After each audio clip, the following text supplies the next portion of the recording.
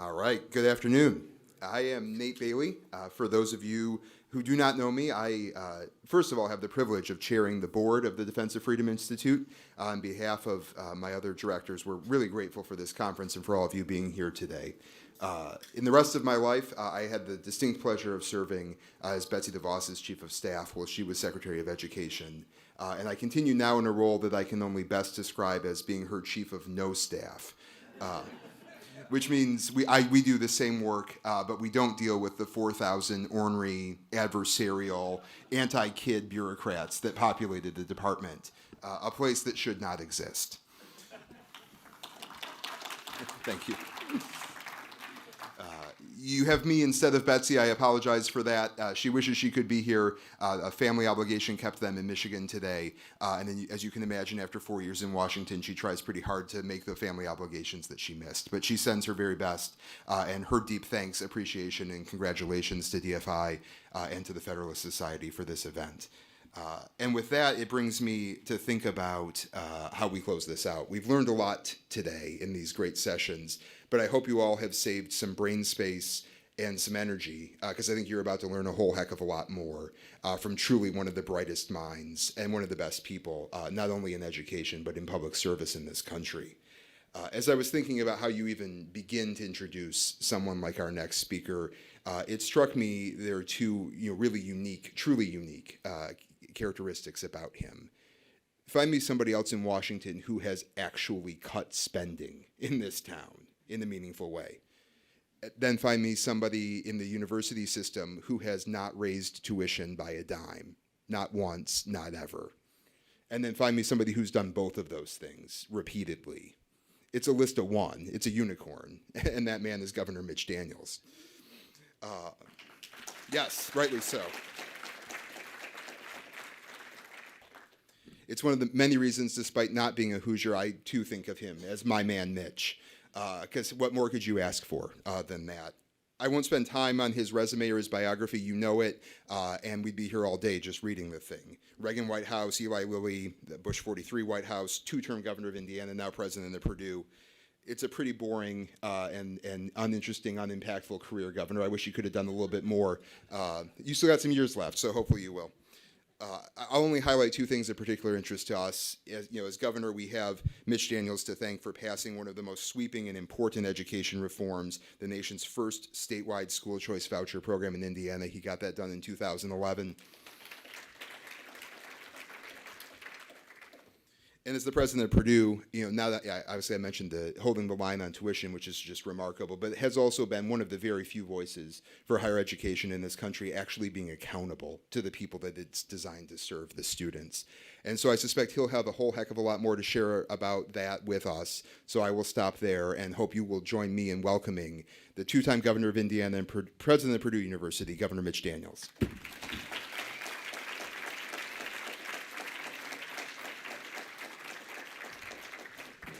Thank you, Nate. Thank you all. It's an occasion I've looked forward to. Never has worked that I can recall that I've gotten a chance to come before this particular organization. I've got a lot of thanks to express, a lot of gratitude to share. So I'm glad that the opportunity finally arrived, and has been made most welcome already. Bob Eitel came up right away and greeted me and said hi. I said, "Oh, well, good of you to remember. It's been a long time." He said, "Well, tell the truth, I'm not that good at faces, but I never forget a suit." So thanks for your hospitality. It's true. For the first time since my misspent youth, I don't have a everyday 24/7 go to the same place every morning kind of a job. I got a lot going on, but nothing quite like that, so I guess they call that retirement. Looking ahead to it, I met somebody, a CEO of a company you'd all know, who had just stepped out, so of course I asked him, "What's that like?" He said, at noontime of the second day, my wife looked at me and said, "What are you doing today?" And he said, "Nothing." And she said, "But that's what you did all day yesterday." He said, "I wasn't finished." A note to any of you considering making this transition: don't tell your wife that story, which I did. I don't know how many speakers you've had today. I assure you, I am the least qualified among them. It's true that I staggered my way through night law school, working full-time while I did. When asked over all the years about my legal career, my answer has been, yes, I malpracticed law part-time for a few years.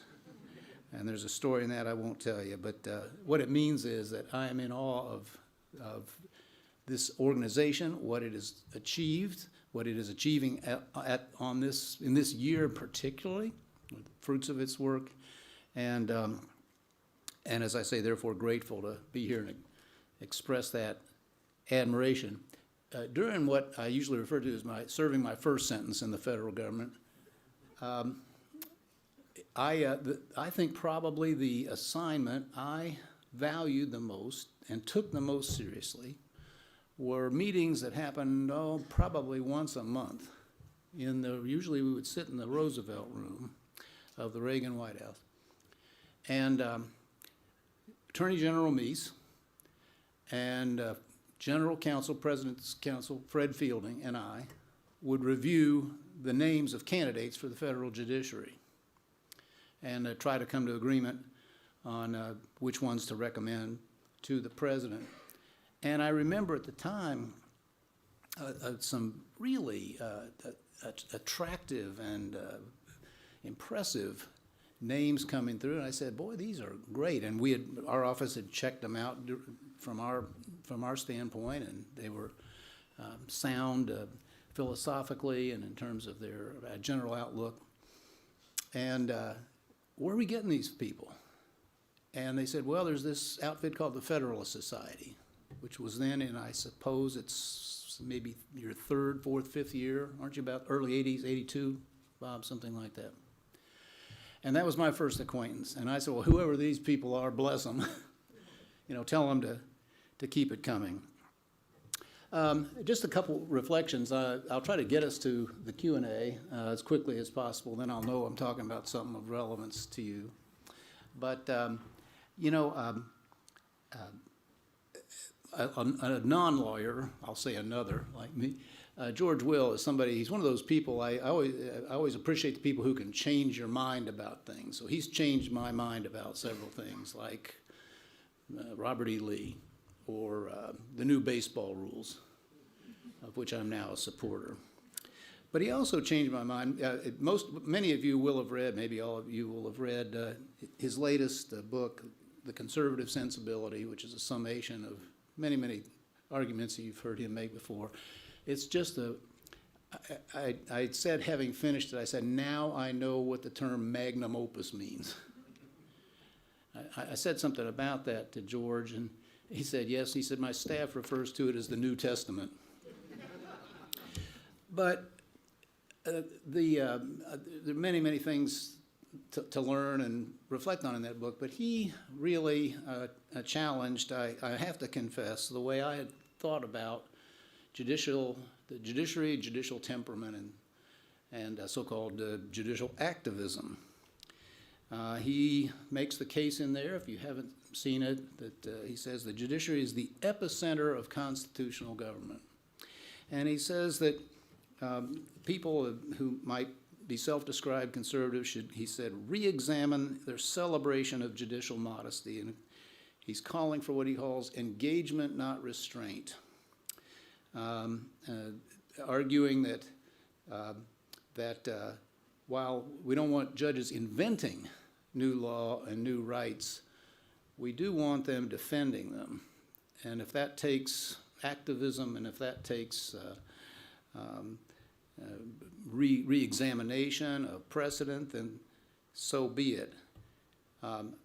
And that made a lot of sense to me as I looked at the historical examples that he was giving, but it made a lot more after the year 2023. And I hope that people in this room feel the same sense of achievement that I think you should, because so many of what I think are really landmark events of this year judicially clearly are the product of people you found, nurtured, supported, and encouraged to take up their judicial duties. And I'm not really thinking of the cases that got the most attention. When I thought about this meeting, I'm really thinking about those that, for the moment, are the only bulwark, I find, the only real stopper against the determination of the incumbent administration and their allies to overreach and to act in ways that border on the tyrannical. So when I saw the string of cases that you'll have read and absorbed better than I have, but I think I know what they say in their essence. The string of cases in which the Supreme Court and now other courts, I hope taking a cue, as this Biden versus Missouri matter I think just did, are smacking down executive branch arrogation of power that was never meant to be theirs. And for the moment, that's what we've got. One can hope for the election of future elections of legislators who will, as they should, reassert their own authority over the public purse and over matters of policy in areas like education. But for the moment, it has fallen to brave judges, and many of them, no doubt, former members or at least people who have studied and been influenced by this organization's work to defend us all. You know, I was thrilled at the whole series. You know, obviously West Virginia and versus EPA, this whole idea of major questions will call into question a host of activities that are already have been undertaken, and who knows what others these folks are thinking of now. You know, the Waterways of the U.S. case, and just to state a credential, I mean, I'm a huge believer in and been a practitioner of conservation in various forms. We broke every record. The Nature Conservancy called me the the Teddy Roosevelt of Indiana. I'm all on board. But, you know, the preposterous extent to which the federal government has attempted to extend its authority. I told the people of our state, you know, we believe in protecting our natural beauty, but, you know, these people want to control a puddle in a parking lot. And this is just not, there's no grounds for that, and there's no policy sense in that. And then, of course, the one that,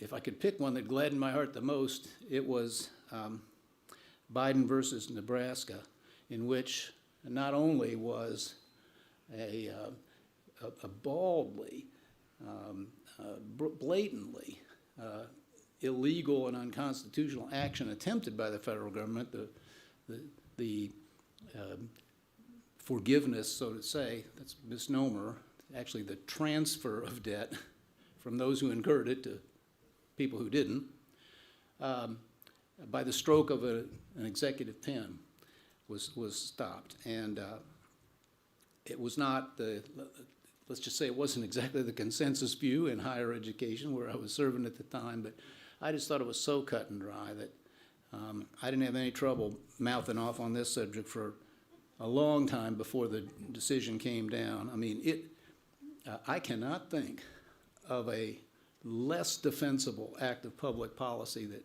we've seen in memory. I mean, let me count the ways. It was regressive, of course, rewarding wealthy people vastly more than those who arguably needed some relief. Grossly unfair. I was, you know, working at a school where 99+% of our graduates paid back any debt if they had any debt, which increasingly they don't. What was I supposed to tell them about the fact that all these other folks are being let off the hook? It was going to make the root cause, our adversaries like to talk about root causes. Well, the root cause of all this was you know, what people were being charged. I used to say, people said, how are we going to get student debt under control? I used to say, well, you could start by not charging so damn much in the first place. Yeah, and we all know how that little engine has operated. Bill Bennett identified it in 1987, and he was right. For every Federal Reserve study, it's typical of many, says that every time the federal government added another dollar of subsidies, colleges took 67 or so, or 68% of it in higher prices. When Nate talked about the department that shouldn't be there, I was reminded of a cabinet meeting in 1980 something, somewhere in there, 6 or so, where Bill Bennett said, Mr. President, he said, you ran for office arguing that the Department of Education should be abolished, and we haven't been able to get that done. So our goal is to operate the department so that the people who created it want to abolish it. That's still a worthy goal for the next Betsy DeVos. But the whole student debt thing, the moral hazard questions that this would have introduced, the future behavior that it would have encouraged, just the moral lesson it would have taught, that you can undertake an obligation freely and then walk away from it, and somebody else will pick up the tab. And then just the fiscal horror of another several $100 billion piled on top of debts that we can't pay now. And then there was that little matter of it being unconstitutional. So a really important moment, I hope a teaching moment for the country in many, many ways. A majority of Americans already figured out that was a bad idea. Now I hope they have added to their intuitive grasp of that the reasons that it violates a set of laws and a constitutional regime that we weaken or apart from at our peril. So, with the encouragement of having watched that string of cases, buckle up. We're going to need those same kind of outcomes again. The left in this country has become increasingly lawless in this way, and they've been getting away with it. So why wouldn't they? I wrote a newspaper column about this a year or two ago. They're quite cheerfully talking about workarounds, and they tried to, as you might recall, mandate the vaccine, the COVID vaccine, under OSHA regulations. Well, you can think vaccines were necessary or in their promotion of necessary policy or not, but there was nothing in the OSHA statute that gave them the opportunity, the right to do that. What they tried to do with at the FTC with regard to vertical integration, discarding a rule that had been legally and fully properly implemented under the APA. What they're hoping to do at the SEC in private equity. Again, you can argue it flat around. Some of these rules might or might not make some sense, but to operate outside the law, as they increasingly have tried to do, is something that a free society like ours just can't tolerate. And in higher ed, back to one of the cases that I said I wasn't really emphasizing, but the Harvard case, obvious landmark, no other conclusion that I think that court or any court of integrity could have come to, reading our founding document. But maybe you're as interested as I am. The aftermath has been pretty quiet. And I think there are two reasons. One is people saw it coming, and there really wasn't a good defense for what Harvard and so many other schools have been doing. They plainly were discriminating on the basis of race. They think it was a right thing to do. It doesn't make it a legal thing to do. I think the second thing is they were already figuring out how they're going to get around this ruling now that it's established law. And so just beware. I know that many of this organization and other parallel ones are already watching and probably preparing the briefs as we meet today. Just one thing, one example, these discussions that maybe they'll substitute tests of character, for racial categorization.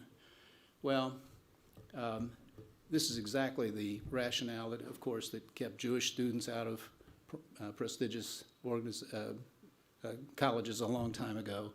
It is a tool of racism and needs to be identified before it becomes a common practice. So I think there are more suits coming there. There's no way that sector is going to just roll over and accept they may accept the legal validity and inevitability of that ruling, but they're not going to accept the consequences.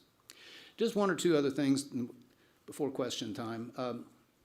And this is just a pet project of mine. I'm sure you're already thinking about it.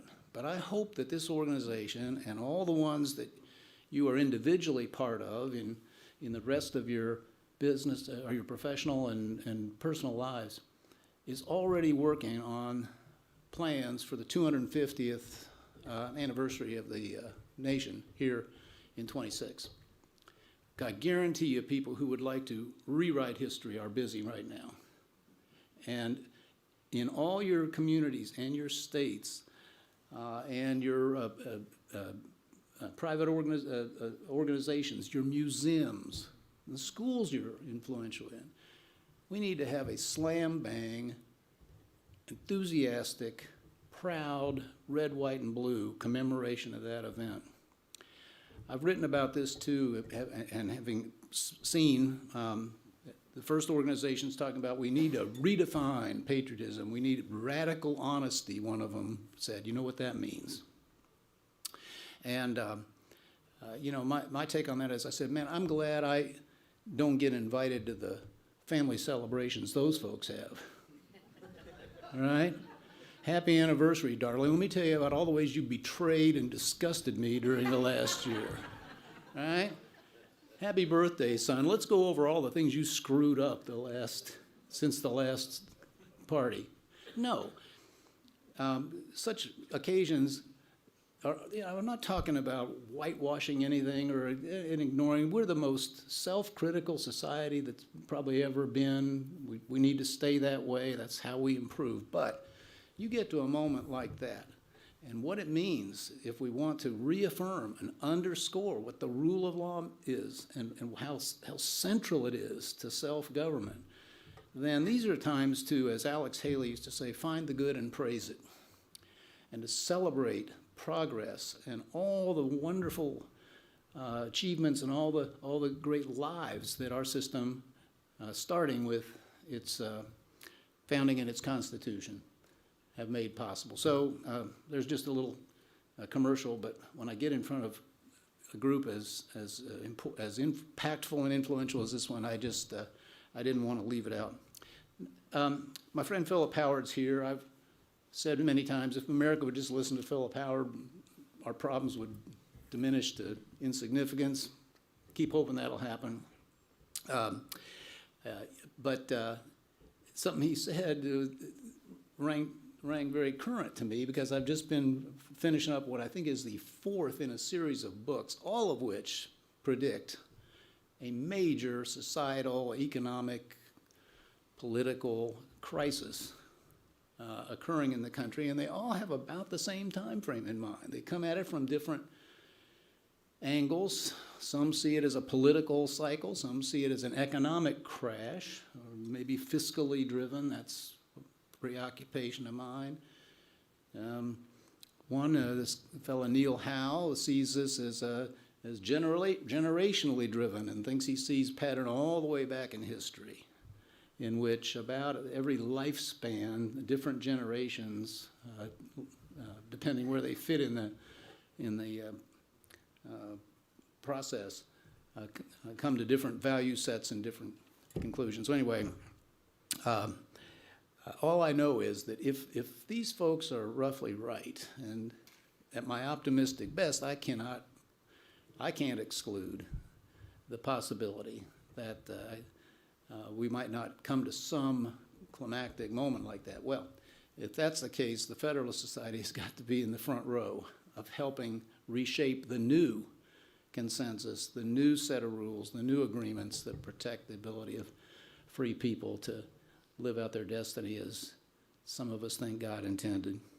So thank you very much for having me, but more than anything else, thank you for the great work you've done over a long period of time, but I doubt you've ever had a year in which you could have felt more gratified for the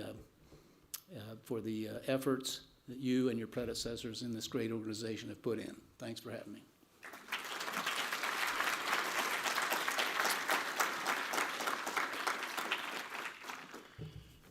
And I was told to expect an interrogation.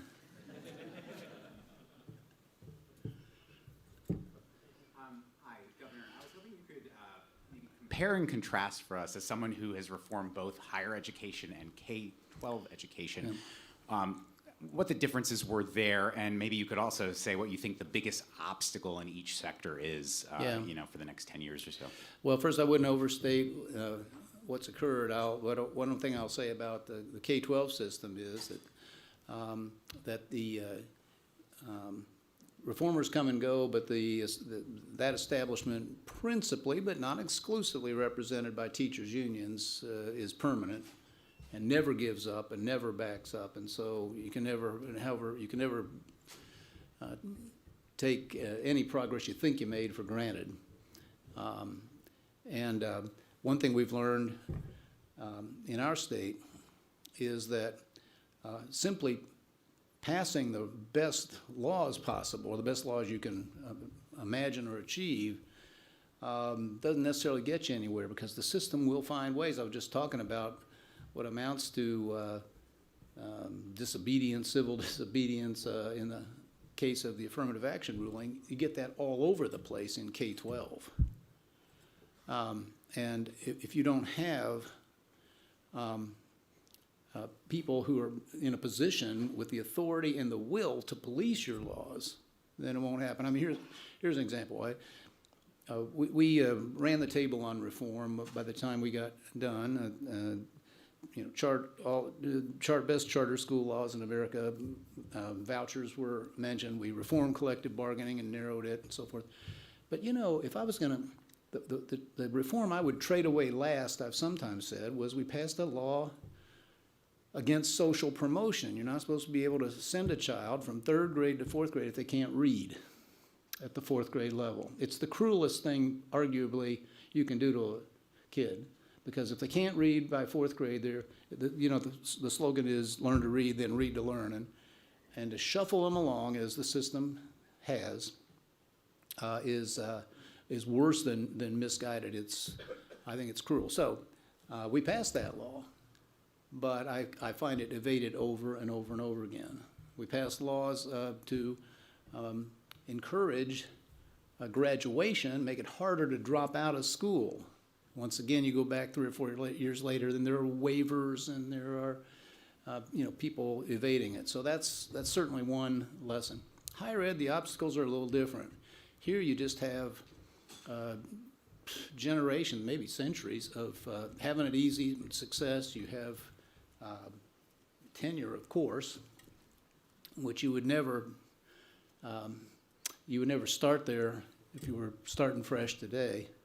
Here's a little, if you want to, some of you may be trustees, but if you want to jar a trustee, ask them, what's the net present value? What's the present value of the tenure decision when you make it at your university, right?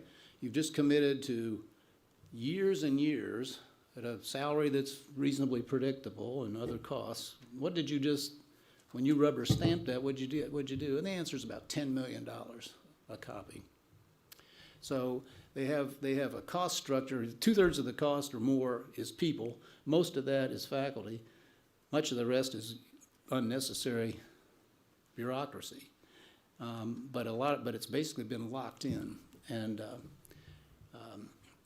so I think you have to smile at the idea of one of the other sacred cows, shared governance. You've heard this term, I suppose. Not a good idea, not where you'd start today. So the answer to that one is lip service, but when something needs doing, like a free speech code or a civics requirement, or getting a university into the business of online and adult education, I'm just picking 3 examples from the Purdue experience, you just go do them. The trustees of any university, go look at any bylaws I ever saw. There's no question who has the authority. It's only a question of how much they've delegated or, I would say, abdicated. And they need to reclaim it if you really want to get that system back to respectable. Governor, since Nate stole my man Mitch, having heard you again today, I wish we'd stuck with Run, Mitch, Run. Oh, well. Yeah, thank you. But with that, this morning we talked about the dangers of labor unions. Yeah. And correct me if I'm wrong, your first executive order was to decertify all the state unions. Can you talk about that for a sec? Yeah. Yeah, well, it was first day. I don't think it was the first order, but it was up there near the top of the stack. And it was the first afternoon, that's true. But I'll confess that, so the background is that as in every place I know, including federal government, when President Kennedy introduced this, what I think's become a really pernicious system, read Phillips' book. If he can find a way to invalidate all this legally, be the biggest step forward America, took that year or any year adjacent. But as in all those places, it began as an executive order by a governor, president, and then was codified in statute, but not in Indiana. It had never been codified, and that meant that a governor could take it away. And Tom, you were there. I've confessed many times. I don't usually stew and deliberate over calls, recognizing you're never going to have all the info you'd like to have, get as much as you can, then you've got to make a decision and move. But I really took time on that one. And I was really worried that we had this huge agenda of things, including the earliest attempts to reform education. And I was really worried that we'd see, what Scott Walker wound up with in Wisconsin or been in other places, the whole thing wrecked by this one call. But anyway, I talked to enough people and thought about it enough and decided to go ahead and do it, that just had to cut clean. I mean, I thought about, could we do it in stages? Could we do it in certain key departments and not everywhere else? Finally, better just bite down on it. So we did, and I pulled up the covers and held my breath. And the only thing that happened was that within 6 months, 90+% of the workers quit paying the union dues, gave themselves a little pay raise, and that was the end of that. Years later, we passed civil service reform, which almost nobody elsewhere has noticed, but in Indiana right now, instead of unions, step and grade and all that business, employees are at will and they are compensated based on performance. And when it's implemented, it means that a good performer is getting the biggest pay raises in public sector America, and a poor performer is put on notice, dismissed if it doesn't get better. But the thing about it was not principally about the money, either its intent or its effect. But what really sold me on that we had to do it was, you couldn't pick up that brochure over there and move it over here without a 6-month negotiation. There was 160 pages of rules and regs, the kind of stuff Philip loves. And, we had big plans. We're going to fix everything in this busted, broken system, from the Bureau of Motor Vehicles right on down to the, smallest little agency, and we couldn't do that. We couldn't consolidate agencies that needed to be put together. We couldn't break apart agencies that were too big or had dissimilar missions and so forth. We couldn't make any of the changes we wanted to make. So that's what that was about. And I'm not saying it would be that way in every other state. I was very worried that it wouldn't be that way, but it was clearly one of the more important calls we made, and we did make it on day one. I'm interested in your opinion about the breakup of IUPUI in a time when colleges and universities are merging. It's a good question. I don't know. You and I may be the only two people in the room know what you're talking about. Well, there's a little bit of a higher ed story in here. So 50-odd years ago, the people who were in the beginning, and by the way, the founding father really was Richard Lugar. Many of you came to know him later as a senator, but I knew him first as a Eagle Scout, gung-ho, action-oriented chief executive of a city which was dead on its backside, used to be referred to as India no place and things like that. And so one of the many things he wanted to do in launching what became a fantastic success story over the years was to create a significant university, public university in Indianapolis. It was the biggest city they could find that didn't, well, higher ed being what it is, the two flagship schools, IU and Purdue, IU used to be the flagship, now we are. But the two principal schools weren't having that. They didn't want a competitor. So a treaty was sort of effected. And this thing called IUPUI, which confused everybody for 50 plus years. What is it? Who runs it? And so forth. So anyway, I had tried to get IU to agree to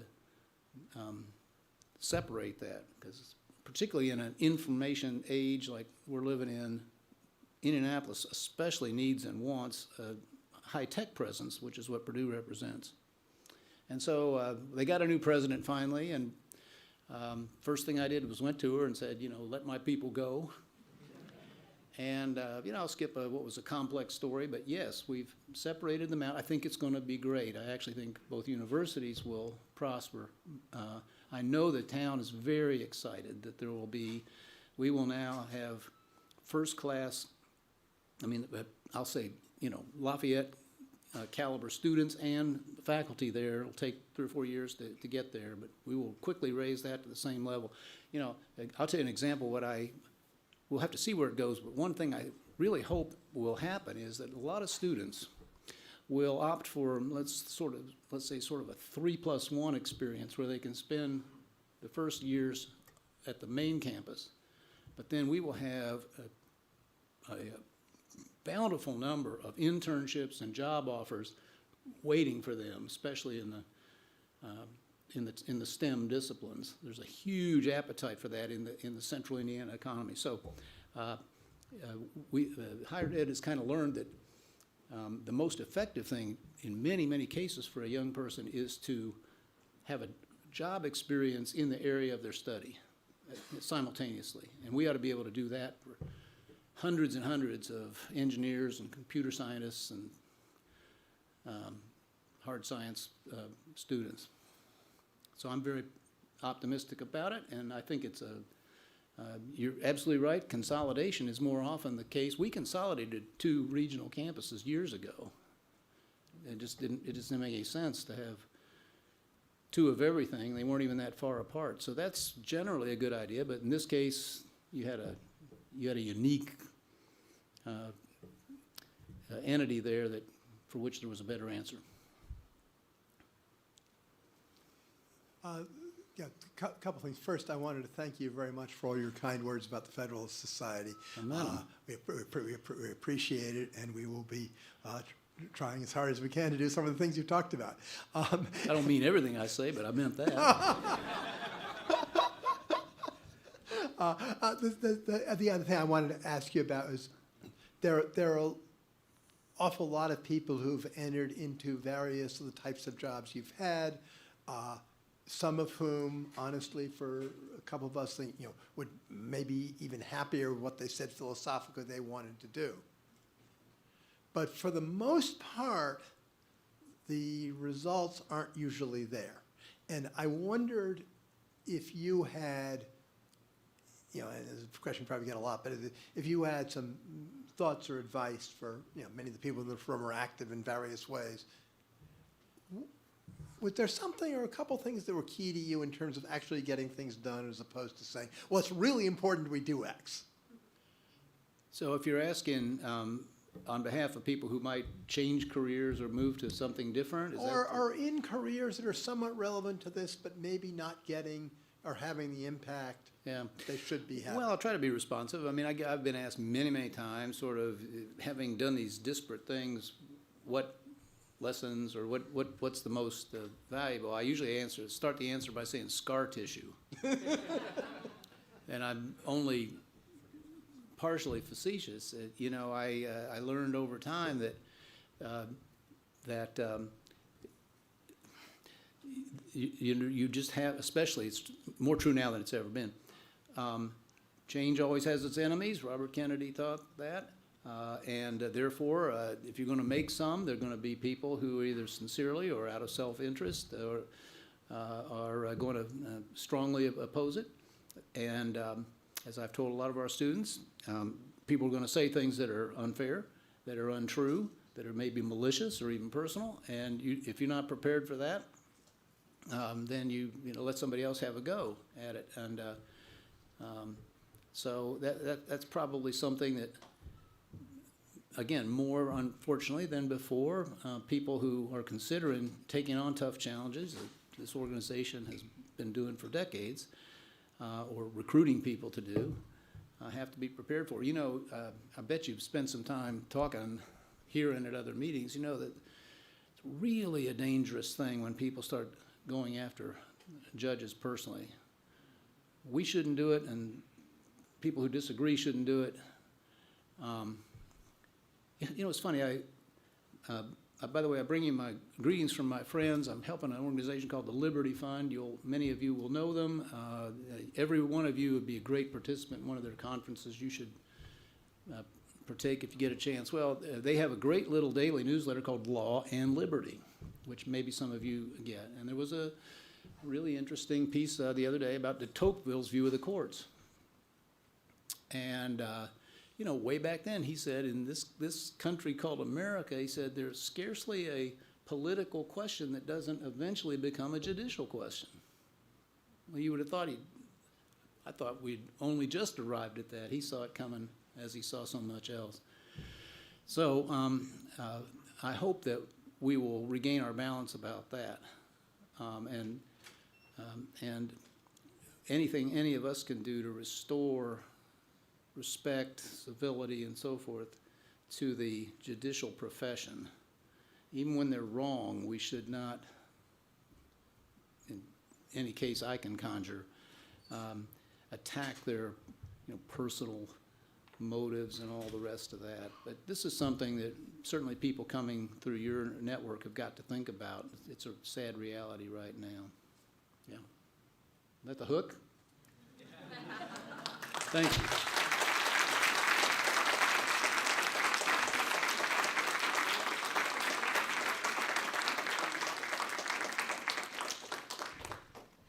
A huge thank you to Governor Daniels for joining us today and rounding out our programming. But for those of you who were able to stick around, there is a reception in the Georgetown room where we had lunch that is graciously sponsored by the Yes Every Kid Foundation. We'll see you there.